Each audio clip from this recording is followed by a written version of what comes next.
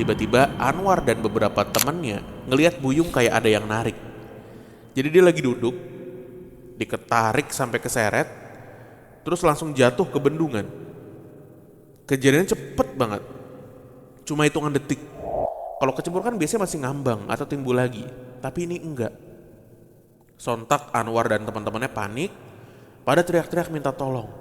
Dan di sampingnya ada kuburan noni Belanda yang bisa dibilang udah ada sejak zaman dulu.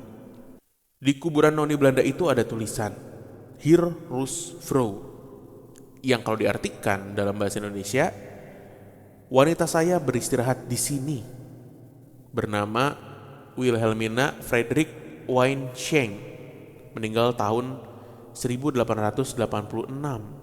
Wah, kalian semua ini sembarangan dan gak permisi. Penunggu di sini marah karena ulah kalian.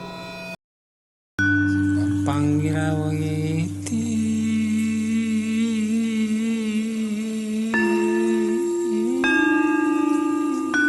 lang kumungo cucuk panggawa para wanggati sajawandang kalawana bengke.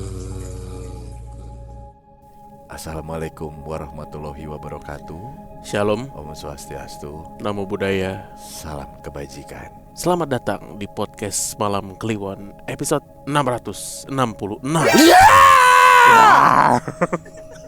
Harus gitu. Temen gue anak metal. Kaget tuh pasti. Kalau foto gini. Apa? Lah, Brandon. Nah itu dia. Tapi ada yang kayak gitu Apa? Iya. anak-anak metal. Nah ada yang satu tangan. Nah gitu. Brandon juga kadang satu tangan. Tergantung kondisi. Benar. Tapi selalu gitu. Ya, episode 666 sebagai penikmat horor ini adalah sebuah simbol ya yang dikaitkan dengan horor, satanik dan lain-lain gitu ya, sebagai podcast dengan bergenre Timur Nesia. Bukan itu. Itu Kemenkebut sama musisi-musisi timur iya. emang kemarin ketemu. Bergenre horor. Timur Nesia. Toton Karibo. Ini patut kita apresiasi Rayakan. ya, rayakan lah. Wah. Dengan cara kami yang gitu-gitu aja udah gitu, teriak aja. Selebrasinya kita akan menghadirkan Asmodeus Ya. dalam bentuk tongseng.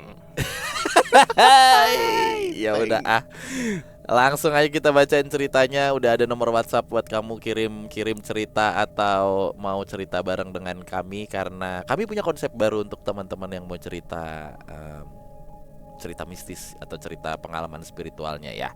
Pokoknya dari teman Kliwon untuk teman Kliwon. Allah, mantap. Halo, assalamualaikum Bang Danu dan Bang Bimo. Aku Mila. Oh, Mia. Oh, Aku tinggal di daerah Bandung Barat. Di sini aku ingin menceritakan pengalaman mistis yang baru-baru ini aku alami.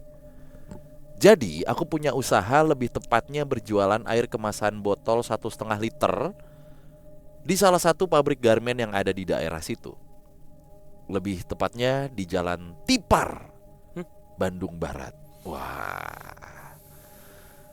Nah, untuk sedikit penjelasannya, jadi di tempat aku berjualan yang letaknya di luar pabrik dan tepat banget di pinggir jalan raya, ada satu bekas kios yang memang sudah lama kosong dan kondisi di dalamnya pun sudah bisa dibilang kayak banyak yang rapuh.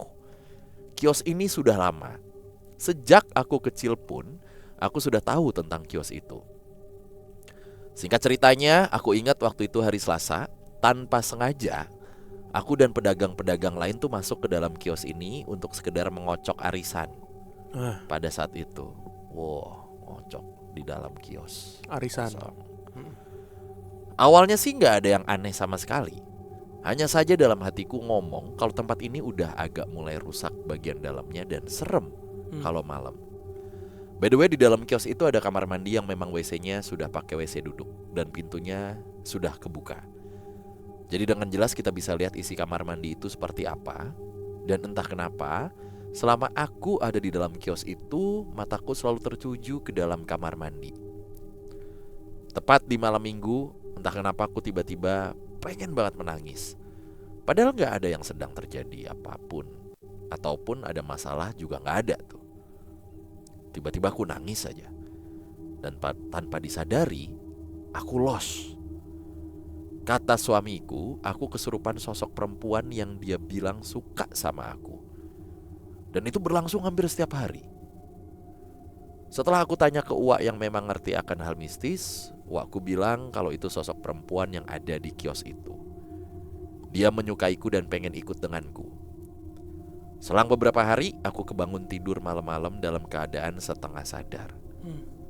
Aku melihat sosok perempuan itu ada di samping aku dan sambil membelai-belai rambutku. Sontak badanku terasa kaku, gak bisa bergerak sama sekali. Untuk mencolek suami yang ada di sampingku aja susah banget. Tapi entah kenapa mataku terasa dipaksa untuk melihat sosok itu dengan jelas. Ya, sosok itu memang cantik dengan usia yang dibilang masih muda. Mungkin hampir seumuran denganku. Wanita itu hanya menatapku dengan tatapan kosong dan senyum dingin ke arahku. Sambil terus membelai rambut dan hanya berkata, "Tong sieun neng, mau ngeganggu dah," gitu. Artinya jangan takut neng, gak akan ngeganggu kok. Sampai berkali-kali dia mengucapkan kata-kata itu. Aku merasa kejadian itu berlangsung cukup lama, sampai aku melihat seperti ada sosok almarhum nenekku yang baru 1 tahun lalu meninggal, berada tepat di depan kakiku. Tiba-tiba almarhum nenekku menarik tanganku dengan kencang, dan seketika sosok perempuan itu hilang. Aku pun bisa bergerak kembali dengan kondisi keringat sudah bercucuran. Gak hanya itu saja, setelah kejadian itu, hampir setiap malam sosok itu selalu menampakkan diri di hadapanku. Masih dengan mata yang kosong, pucat, dan senyum dingin kepadaku. Awalnya aku merasa takut tiap kali melihat sosok itu. Karena saking seringnya sosok itu menampakkan diri, aku sedikit demi sedikit mulai berani buat menolak kehadirannya. Dan aku selalu berkata, "Tolong jangan ganggu, saya tahu kamu berasal dari mana, saya di situ hanya mencari rezeki dan gak ganggu." Sosok itu lagi-lagi hanya tersenyum dingin kepadaku. Karena terlalu sering aku melihat sosok itu, sampai akhirnya aku mulai terbiasa dengan kehadirannya. Walau kadang-kadang aku masih suka merasa takut tiap kali sosok itu muncul di tengah malam. By the way, katanya cerita yang beredar dulu pernah ada wanita muda yang meninggal di kos itu karena korban pemerkosaan. Mungkin segitu aja Bang, cerita yang bisa aku sampaikan. Sukses terus buat Bang Danu, Bang Bimo. Semoga lancar terus buat Mawon. Amin. Terima kasih. Kayaknya ini cerita dikirimin dari beberapa tahun lalu ya. Dari tahun berapa ya ini ya? Karena dia masih menyebut kita dengan Pot Mawon. Iya kan? Pendengar lama lah intinya. Iya, pendengar lama tuh nyebutnya Pot Mawon karena podcast mas, gue yakin tuh. Ya, Jadi orang kebiasaan benar. tuh nyingkatnya kayak gitu. Ini kejadiannya berarti di sebuah kios ya. Kios. Dan kiosnya kosong. Apakah karena kejadian peristiwa tadi ya? Maksudnya peristiwa tragis tadi akhirnya kosong. Walau alam bisawab. Artinya Lama banget. nggak apa-apa, pelan-pelan bro, pelan-pelan. Yang penting penggunaannya udah benar. Abis ini kita cari maknanya. Nah itu tuh masalahnya di situ, nggak ada yang tahu. Ini masih sebuah asumsi. Masih sebuah asumsi yang kita nggak tahu. Kecuali warga sekitar mengonfirmasi bahwa emang pernah ada case kayak gitu dan pernah diselidikin gitu. Benar. Ya. Atau pernah masuk berita. Masuk Cenah. berita. Karena kan ini kiosnya kosong. Ya tapi bisa kios yang sudah lama kosong lah ya gitu ya. Berarti sosoknya ngikut karena suka sama pribadinya si Mbak ini. Gitu, Mbak Mia. Apa? Tulang lunak namanya apa Tulang sih? lunak. Apa sih? Kan kalau yang gampang banget rusuk apa ya? Oh, renggang. Rusuk Iga renggang. Oh iya, kok bener nggak? tulang lunak. Bener ya? kan iga renggang kan? Bener. Salah ya, Tulang tulang lunak. Ulala. Gimana? Tulang lunak. Ngomongnya Presto. kalau kaget bukan ya ampun tuh. Apa tuh? Ya umpian. Ya terbalik dong. Berarti si Mbak Mia ini diselamatkan sama neneknya. Almarhum Ya, sosok almarhum nenek, neneknya yang narik dia gitu. Mm-mm. Ini berarti dalam alam mimpi ya? Dia sadar nggak sadar tadi dia Iya, bilang. di antara kau dana. Di antara kau dana. Di antara kau Dana. Di antara aku dan besi. Di antara aku dan besi. Ya, itu dia. Di Bandung Barat, di Jalan Tipar, gampang dicari. Jualan apa tadi dia? Air minum kemasan 1,5 liter. Kok spesifik banget ya? Itu yang menjadi menarik dalam cerita itu tuh sebenarnya itu yang pengen gua kulik. Iya, masa yang dijual cuman air mineral 1,5 liter doang? Biasanya kalau dengan 1,5 liter yang dijual tuh adalah pertalit. Di botol-botol 1,5 Iya, liter tapi gitu. diisinya cuma seliter. Iya. Iya kan? Iya. Sama botol Coca-Cola bening tuh biasa tuh. Pokoknya nggak mungkin dia cuma jual air mineral 1,5 liter. Pasti jual. Ih goblok. Gak apa-apa, tinggal disensor. Orang kok bisa aja. Bener. Iya kan, kayak toko-toko Bener. itu Di depan ada iya. ya. Wah, ini Dicil tahu lagi. Depot minuman. Ah, biasanya. itu dia. Heeh. Iya tuh. Rukonya kecil kan? Rukonya kecil. Banyak kardus-kardus. Bisa banyak sabun. Oh, Aduh, bedak. ampun. Aduh. Ya. Oke, tadi cerita dari Mbak Mia. Iya. Kita masuk ke cerita berikutnya, kiriman dari Mas Arif. Assalamualaikum warahmatullahi wabarakatuh, Kak Danu dan Bang Bimo. Jadi di PMK gue pengen cerita nih kisah yang menurut gue gila sih. Kisah yang menurut gue gokil lah. Kisah ini terjadi sama adik kelas gue yang biasa dipanggil Buyung. Jadi gue pengen cerita kronologis yang sesungguhnya terjadi berdasarkan teman-teman yang ada di TKP pada waktu itu. Awal mula sebelum ada kejadian naas yang menimpa Buyung, jadi di hari Kamis tanggal 7 April 2016, itu adalah hari yang ditunggu-tunggu seluruh pelajar sekolah. Karena itu adalah hari kelulusan ujian nasional. Setelah dapat surat kelulusan dan semua temennya dapat pernyataan atau sudah dinyatakan lulus UN. Pas habis nerima surat kelulusan dan dinyatakan lulus, Buyung dan teman-temannya pada coret-coretan baju tuh di luar sekolah dan foto-foto. Sudah ada niatan juga, selesai coret-coretan mau hunting sekaligus nyari sekolah lain atau ngejalanin aksi tawuran gitulah sama sekolah lain. Dulu istilahnya ngejalanin ya. Sebelum cerita kita beralih dulu. Gue mau ngasih sedikit gambaran tentang sekolah gue. Jadi sekolah ini ada jurusan SMK dan jurusan STM dengan satu sekolah yang sama. Kebetulan pada saat itu gue sudah lulus 3 tahun duluan daripada Buyung. Jadi Buyung ini adik kelas gue ya. Dulu pas masih sekolah, Buyung ini juga sekelas sama teman rumah gue namanya Anwar. Kadang sering juga Buyung diajak main sama Anwar ke tempat gue pas pulang sekolah.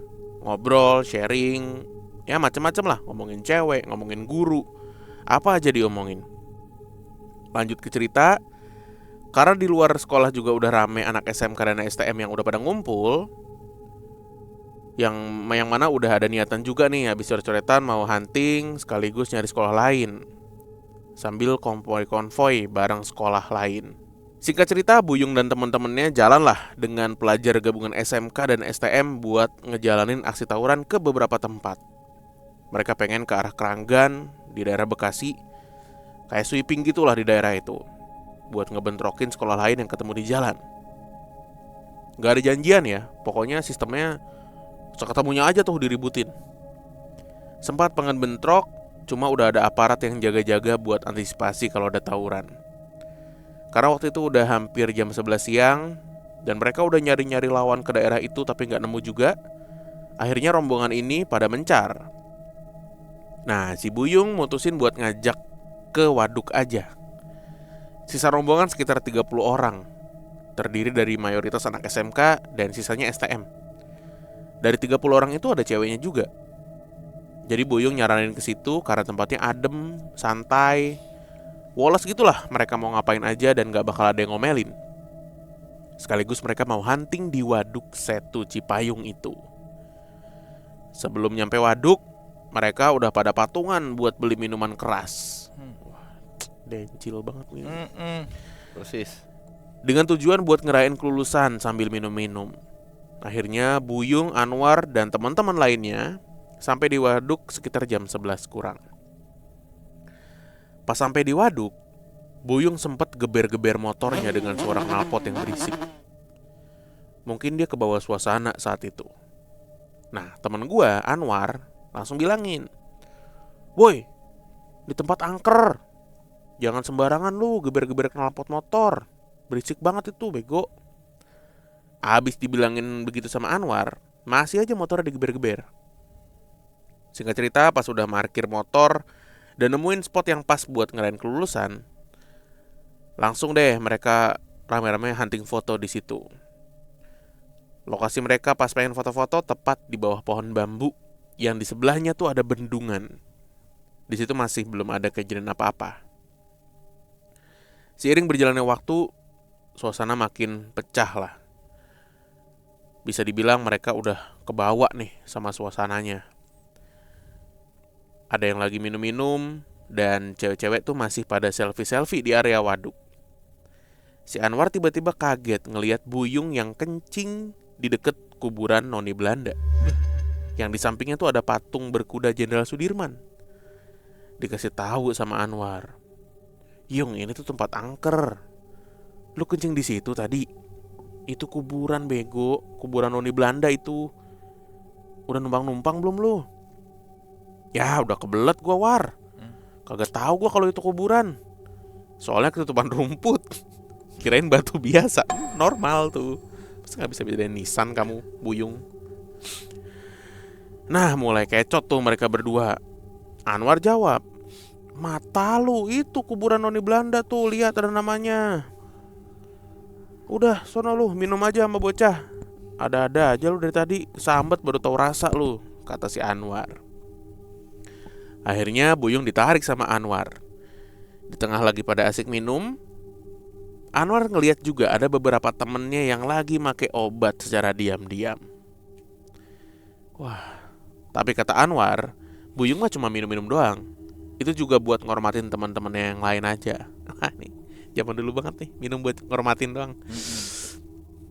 Sedikit gambar tentang waduk itu ya. Jadi waduk itu di tahun 2016 masih bisa dibilang 50% tuh belum jadi tempat wisata kayak sekarang. Dulu masih banyak pohon bambu, pohon-pohonnya tinggi, rumput dan alang-alang yang gak keurus. Makanya adem banget di situ. Sering juga tempat itu dipakai anak muda buat nongkrong, mabok-mabokan, bahkan berbuat mesum. Di waduk itu juga sudah ada patung Jenderal Sudirman yang lagi berkuda.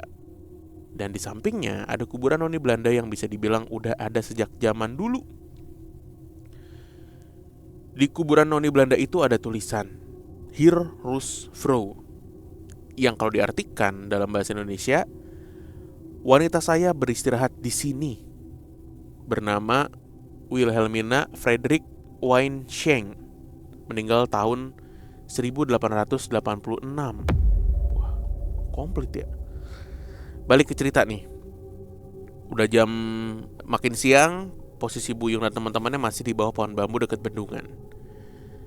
Pas lagi huru-hara di tengah keseruan, tiba-tiba Anwar dan beberapa temannya ngelihat Buyung kayak ada yang narik. Jadi dia lagi duduk, diketarik sampai keseret, terus langsung jatuh ke bendungan. Kejadiannya cepet banget, cuma hitungan detik. Pas Buyung kecebur, langsung ada temennya yang nyebur juga buat bantu nangkep Buyung. Tapi sayangnya cuma ketangkep tas yang dipakai si Buyung aja. Buyung langsung tenggelam, hilang dan gak kelihatan lagi. Langsung dibantu cari sama Anwar dan teman-teman lainnya. Udah dicari-cari gak nemu. Kalau kecebur kan biasanya masih ngambang atau timbul lagi, tapi ini enggak. Sontak Anwar dan teman-temannya panik, pada teriak-teriak minta tolong. Warga dan petugas PPSU berdatangan. Beberapa jam mencari, Buyung belum ditemuin juga. Sampai tim SAR datang pun belum ketemu. Akhirnya ada warga yang manggil kuncen setempat. Setelah kuncennya datang, dia nanya ke Anwar, "Kenapa bisa begini? Jujur, kalian pengen teman kalian ditemuin kan?" Akhirnya Anwar jelasin dari awal sampai kejadian minum-minum di situ. Kuncennya bilang, "Kalian semua ini sembarangan dan gak permisi. Penunggu di sini marah karena ulah kalian." Kuncen minta kembang 7 rupa dan garam. Lalu dilempar ke waduk sambil dia baca-bacaan. Singkat cerita, jam 2 siang, Buyung berhasil ditemuin di tempat awal dia kecebur. Padahal sebelumnya udah dicari-cari di situ tapi gak ketemu. Sayangnya, pas Buyung diangkat ke daratan, udah gak ada detak jantung dan denyut nadinya. Seluruh badannya biru karena tenggelam hampir 3 jam. Orang tua dan keluarga Buyung datang ke TKP. Tangis histeris pecah melihat anaknya yang pagi masih dikabarin lulus sekolah, sekarang sudah meninggal dengan seragam penuh coretan. Almarhum Buyung dikuburkan hari Jumat jam 10 pagi dekat tempat ritual Ki Joko Bodo. Setelah kejadian itu, Anwar juga mengalami gangguan.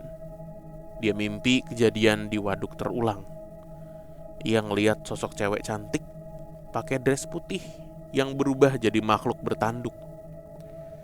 Sampai akhirnya dia ketindihan dan melihat sosok Buyung di sampingnya. Bahkan setelah pemakaman, Anwar juga sempat melihat pocong yang menyerupai almarhum Buyung di belakang rumah tetangganya. Dari kejadian naas yang menimpa almarhum Buyung ini, kan gue lihat banyak beredar berita dari beberapa media yang sudah meliput kejadian itu.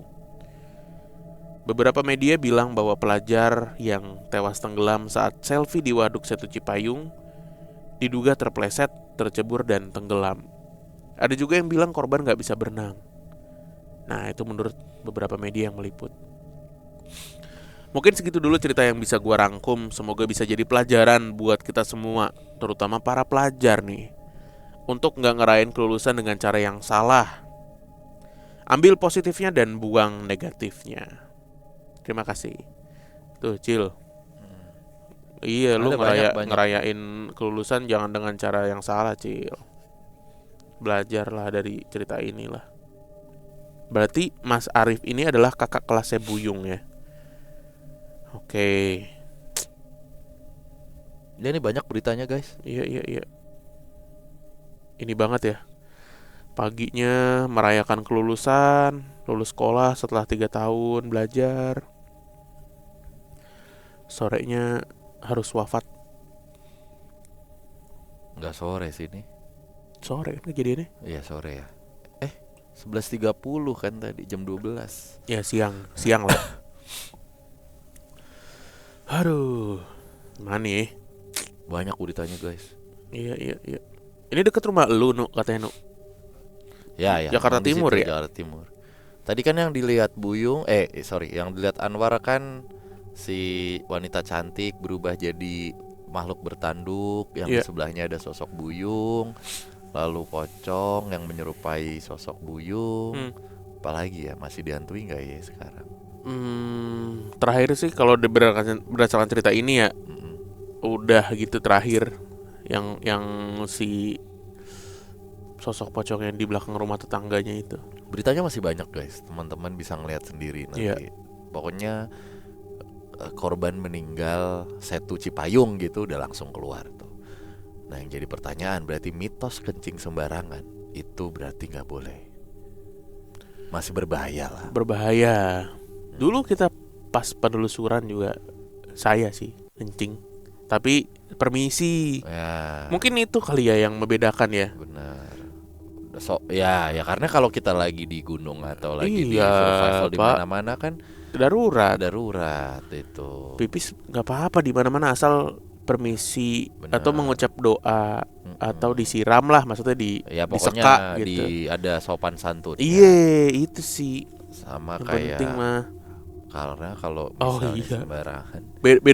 Bedanya kita gitu ya. Kemarin pas penelusuran atau pas lagi naik gunung, ini kan dia di makam orang gitu ya. Iya udah jelas-jelas gitu dan ini sih kalau dari cerita ini tuh bukan menentang ya, sompral aja gitu. Udah diingetin jangan geber-geber, diingetin jangan kencing sembarangan gitu ya. Sama halnya dengan merokok. Nah itu kan merokok berbahaya kan. Baca aturan pakai gitu. Nah berbahaya. Nah kan ada poster yang bolong kan. Betul. Nah karena rokoknya diginiin. Bolong. Rokoknya itu begini. Kirain begini jadi bolong gitu. Ya, baca aturan pakai kan. Enggak, itu orang meleng tuh. Ini gimana sih cara nyedotnya? Bolong makanya. Yang penting ngerokok jangan di kendaraan. Jangan sambil berkendara maksudnya. Ntar diguyur orang terus berantem. Ditampol lah. Bawa anak. Bah. Ya, Tapi yang ditampol nggak pakai helm. Nah itu jadi polemik tuh. iya, bener. Berkendaranya juga tidak pakai helm. Ada salahnya juga gitu. Cuma yang bawa motor itu memang kesalahannya triple tuh pak. Nggak pakai helm, dua-duanya. Kedua, merokok di jalan. Ketiga, merokok di dekat bayi. Dua-duanya lagi, waduh. Ya merokok. Jangan begitu ya teman Kliwon. Abunya tuh kemana-mana guys. Gitu. Biar Mending, lokomotif aja yang merokok. mending kalau abu rokok doang. Kalau abu lahap atau abu jahal, Main abu gosok. mana? Nah, abu gosok. Gitu. Nah Masih pada ingat tukang abu gosok kegiatannya? ya Allah, gue Itu melewati masa itu. ada lagi. tebak-tebakan tuh le. Apa tuh? Penjual apa Mm-mm. yang laku nggak laku tepuk tangan. Dulu zaman kita kecil Iya. tebak-tebakannya gitu. Penjual abu gosok. Iya. Tepuk tangan mulu lu. Duh, masih ngalamin lagi tuh jual minyak, Iya. tuh jual abu gosok gitu. Gue masih ngalamin gue nyuci pakai itu. Abu gosok. Oh. Iyalah jelas. Keset banget udahannya. Ya bagaimana, Pak? Keset banget. Cuma kagak ada wanginya Itu pisan. ibarat kita panci luluran itu. Iya, bener. Iya. Luluran aja sekarang udah jarang ada orang luluran. Lu ngalamin nggak lu abu gosok? Kagak ya? Masih Abu. ngalamin. Sekarang dulu tuh gue masih sering luluran, sekarang ternyata udah jarang. Kalaupun ada lulurnya tuh yang ternyata scrapnya tuh yang halus, bukan kayak lulur keraton Zaman yang dulu. zaman dulu yang Oh. 2 kilo keangkat sampai kulit lo gak. Wah Allah. Goblok. Jangan teriak-teriak Oh anjing. iya, maaf, Ini maaf, yang maaf. nonton kaget. Lah kan udah mau. Tapi enak Iya. banget itu gruk. Apa dulu Purbasari? Iya. Lama-lama kan nggak baik itu malahan. Kalau sering-sering maksudnya. Lulur di Ciseeng pernah nggak lu? Apa Ada. hubungannya sama lulur Ciseng anjing? Lulur belerang. Gue dulu pernah kesana SMA sama Ubi berdua. Good. Ini ada cerita nih. Apa? Jadi dulu kita sempat gue ceritain belum ya? Jadi dulu gua mau touring lah gitu. Yang masalah ada cacar ular. Cacar ular, udah Udah ya? ceritain, goblok lu. Itu kan orang Seslawi ketularan cacar ular gara-gara lu. Orang Seguji itu kena. Ya udahlah gitu. Pun belerang, Pak. Oh iya ada belerangnya sih bener. Bener. Tapi kalau yang di Ciseeng tuh beneran ini le, mood gitu. Oh, mood. Lumpur belerang lumpur. gitu. Paste belerang gitu ya. Hah? Paste belerang gitu. Iya, pokoknya Adonan belerang. di depan lu tuh bude-bude gitu. Pada gosok-gosok. Gatel-gatel baju- juga Mas. Pakai Gitu. baju bude-budenya. Pakai daster. Oh. Cuma abu-abu semua gitu. Ntar gue kasih lihat ah. Ya Ya, udah. terima kasih teman Kliwon yang sudah nonton dan mendengarkan. Kita ketemu lagi di episode berikutnya. Dadah. Dadah.